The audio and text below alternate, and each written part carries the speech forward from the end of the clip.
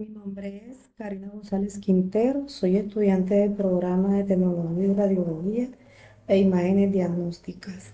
En esta oportunidad les voy a hablar sobre el punto número 1 de la actividad número 4. La pregunta dice, ¿qué entiende por efecto determinista y efecto estocástico? Mencione 3 ejemplos para cada tipo de efectos. Bueno.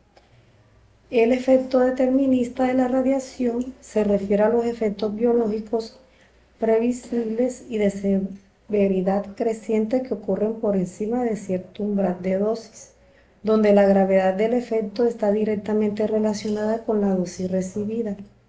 ¿Qué quiere decir esto? Que hay un umbral para que estos efectos se ven, o sea, un umbral límite, ya que tiene que darse para que puedan verse estos efectos de la radiación. Tal es el caso del descamado de la piel, el síndrome agudo de radiación y la esterilidad. Estos se dan por efectos deterministas. El efecto estocástico de la radiación se caracteriza por su naturaleza aleatoria y su probabilidad de ocurrencia sin un umbral de dosis discernible.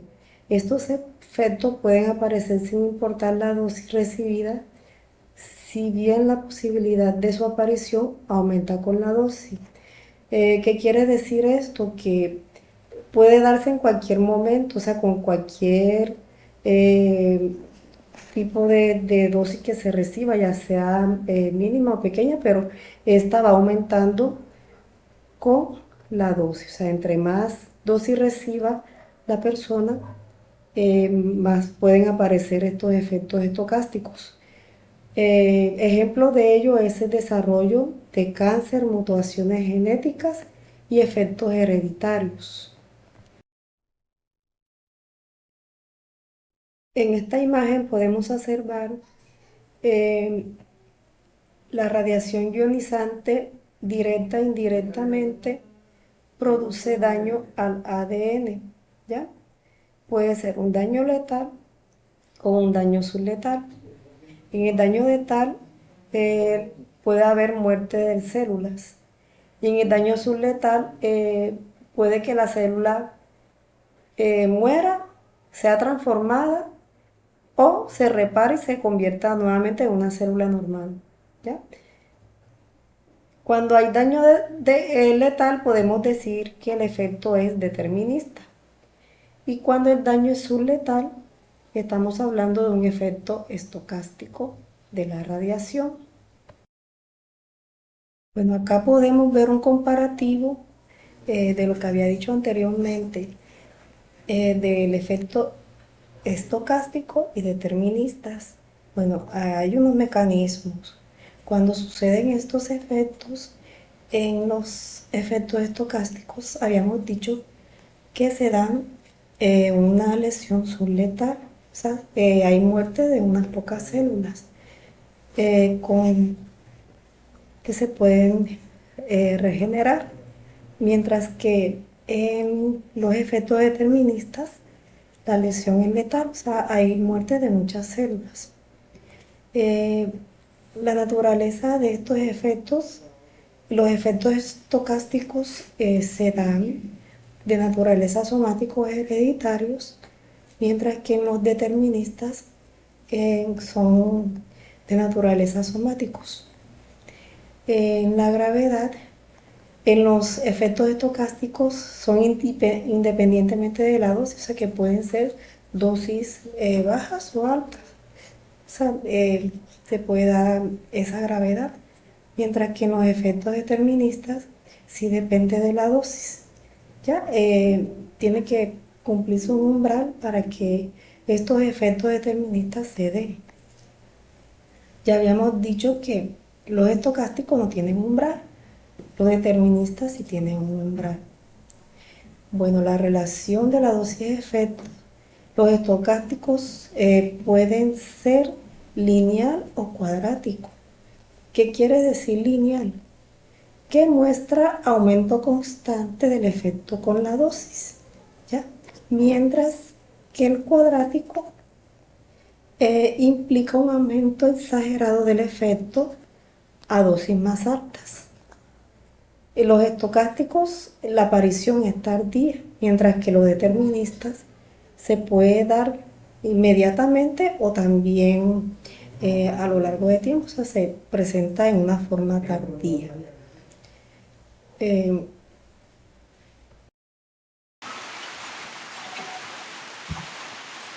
Buenas noches, mi nombre es Farid Antonio Benítez Flores, estudiante del tercer periodo de Tecnología en Radiología e Imágenes Diagnósticas.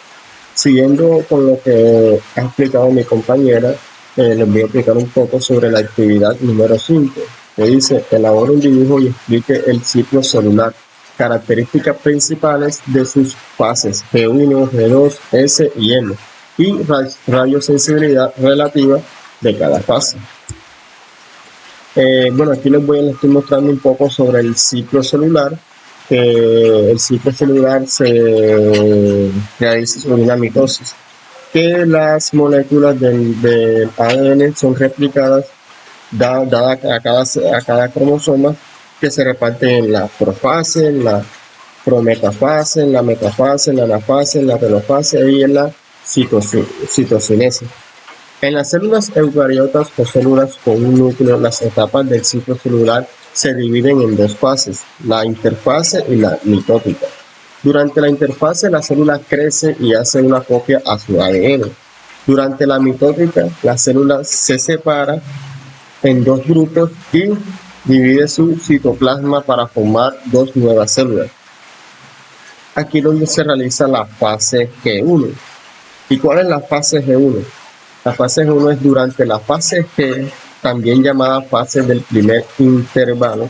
La célula crece físicamente, copia los organelos y hace componentes moleculares que necesita en etapas anteriores. ¿Qué quiere decir esto? Que la célula, a medida que va creciendo, va copiando en los organelos de los componentes moleculares que son necesarios en las etapas posteriores, en las etapas después de que crece la célula. En la fase S, de la célula sintética, una copia del ADN en su núcleo. También duplica una estructura de organización de microtúbulos llamada centrosoma. O sea, se duplican y los centrosomas ayudan a separar el ADN durante la fase N. En la fase G2, que es durante la segunda fase del intervalo o fase G, la célula crece más y hace más proteínas y organelos y comienza a reorganizar su contenido en preparación para mitosis. En la fase G, S y G se conocen en conjunto como interfase. El prefijo inter significa entre, lo cual refleja que la interfase ocurre entre la fase mitótica y la siguiente fase. Aquí les estoy mostrando un poco sobre el ciclo celular. Como les expliqué ahorita anteriormente, necesita la profase, la metafase, la anafase, la telofase y por último, que es donde se unen los cromosomas y se dividen, que son las citoquinesis. Aquí vemos que nos explica un poco sobre la fase M, que son 5 fases, generaciones de 2 células genéticas iguales. Crecimiento celular, que es en la fase G1, en la fase G, que las células maduras entran en periodo de espera, y en la fase S se duplica el material genético y se duplican los centrosomas. En la fase G2, según la fase del crecimiento, síntesis del organelo y se duplican las proteínas. La radiosensibilidad. Generalmente se acepta que las fases más sensibles a la radiación son las fases G2 y la N, que G1 es una fase de radioresistencia incrementada que disminuye hacia el inicio de la fase S y que a lo largo de esta última la radioresistencia se incrementa con un máximo hacia el final de esta.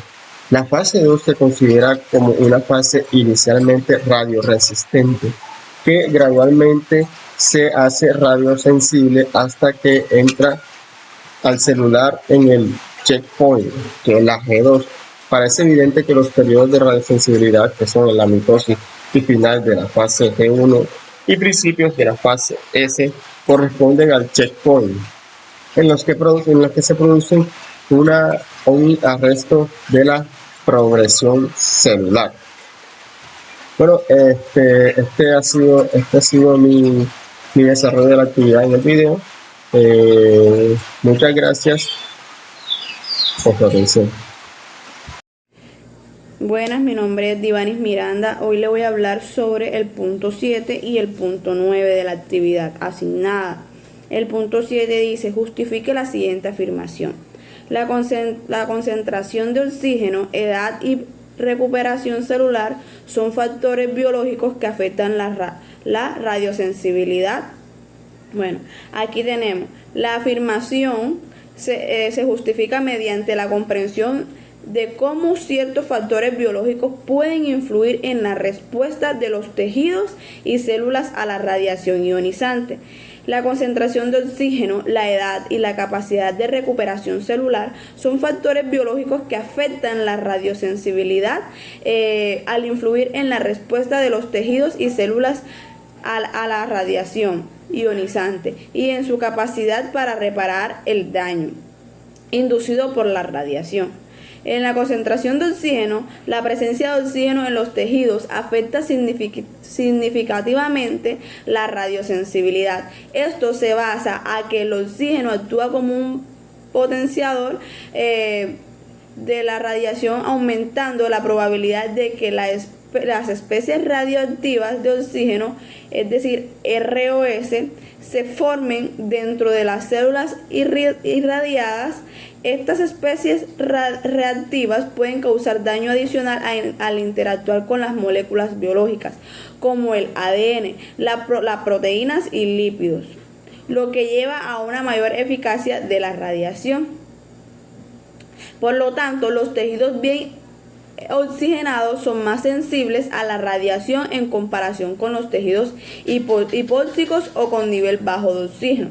En cuanto a la edad, la radiosensibilidad también puede verse afectada por la edad de los tejidos y organismos. Por lo general, los tejidos en crecimiento y desarrollo, como los tejidos embrionarios y juveniles, son más sensibles en la radiación que los tejidos maduros. Esto se debe a la mayor tasa de división celular en los tejidos en crecimiento, lo que aumenta la probabilidad de que las células irradiadas experimenten daño genético y se vuelvan disfuncionales o mueran. Además, los mecanismos de reparación del ADN pueden ser menos eficientes en células más maduras, lo que también contribuye a una mayor radiosensibilidad en tejidos en crecimiento. En cuanto a la recuperación celular, tenemos que después de la exposición a la radiación, las células tienen la capacidad de recuperarse y reparar parte del daño incluido por la radiación.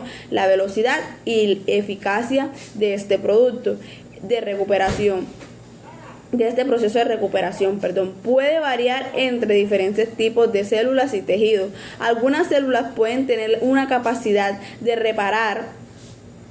reparación más rápida y efectiva que otras, lo que puede influir en su radiosensibilidad. Además, el tiempo entre las exposiciones repetitivas a la radiación puede permitir que las células se recuperen parcialmente del daño. En la actividad 9 tenemos: ¿en qué consiste el síndrome de radiación aguda? Describa la secuencia de eventos ocurridos en función del tiempo a su manifestación clínica. El síndrome de radiación aguda es una condición médica grave que ocurre como resultado de una exposición a dosis muy alta de radiación ionizante en un corto periodo de tiempo. Las secuencias de eventos ocurridos en función al tiempo y su manifestación clínica son: la fase inicial, que son minutos o horas después de la exposición. Pueden tener manifestaciones clínicas, que son los síntomas en que esta etapa puede ser inespecífico y similar a los de otras condiciones, lo que dificulta la el diagnóstico inicial. Los efectos biológicos: en esta etapa la radiación daña rápidamente a las células del tracto gastrointestinal, médula ósea y sistema nervioso central. En la fase latente puede ocurrir horas o semanas después de la exposición. En la fase latente tenemos en las manifestaciones clínicas. Durante esta fase el paciente puede experimentar una mejoría temporal de síntomas o incluso la aparente recuperación. Sin embargo, esto es seguido por la aparición de síntomas más graves a medida de los efectos tardíos de la radiación que se hace evidente. En los efectos biológicos, durante esta fase las células dañadas por la radiación comienzan a morir y los efectos tardíos de la radiación se vuelven evidentes. En la fase manifiesta son semanas o meses después de la exposición. En la fase manifiesta tenemos las manifestaciones clínicas, que en esta etapa los efectos tardíos de la radiación se manifiestan completamente y pueden incluir sangrado severo, infecciones graves, daño cerebral, disfunciones orgánicas múltiples y fallo de múltiples órganos. En los efectos biológicos, la médula ósea sigue siendo severamente suprimida, lo que resulta en una mayor susceptibilidad a infecciones y hemorragia. Los daños a otros tejidos y órganos como los pulmones, el corazón, el sistema nervioso y los vasos sanguíneos pueden manifestarse completamente, lo que lleva a una difusión orgánica generalizada. Muchas gracias.